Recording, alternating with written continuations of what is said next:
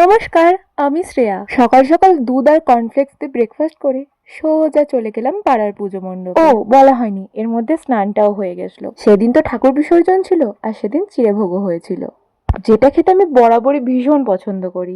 তারপর বাপি আর আমি মিলে চলে গেছিলাম একটি আশ্রমে। সেখানে গানের কম্পিটিশন ছিল, আর আমি ছিলাম বিচারকের আসনে। যাওয়ার পরই আগে বরণ পর্ব হলো। মন্ডল মহাশয়, শ্রেয়া কুণ্ডু মহাশয়া।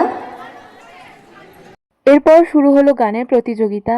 আর এই বিচারকের আসনে নিজেকে দেখা, এটা আমার কাছে একটা অনেক বড় প্রাপ্তি। কম্পিটিশন শেষে চলে এলাম বাড়ি। আবার সন্ধ্যাবেলা তো ঠাকুর বিসর্জনও ছিল, আমি এসে ঘুমিয়েই পড়েছিলাম। এরপর চলে গেলাম প্যান্ডেলের ওখানে, গিয়ে দেখি বরণ পর্ব শুরু হয়ে গেছে, আর এইদিকে হয়েছে রান্না বান্না। অন্য বছর আমাদের এখানে কচুরি হয়, বাট এবছর হয়েছে খিচুড়ি। এরপর একে একে সকলেই ঠাকুরকে একটু জল মিষ্টি খাওয়াচ্ছিল, আর মাও তারপরে ঠাকুরকে জল মিষ্টি খাওয়ালো। সরস্বতী পুজো সরস্বতী পুজো সরস্বতী পুজো শেষ হয়ে গেল। আবারও একটা বছরের অপেক্ষা। এরপর খেতে বসেছিলাম, আর ছিল খিচুড়ি, বাঁধাকপির তরকারি, চাটনি আর বোঁদে। এই তো। এখানে দাও তবে তো নাও।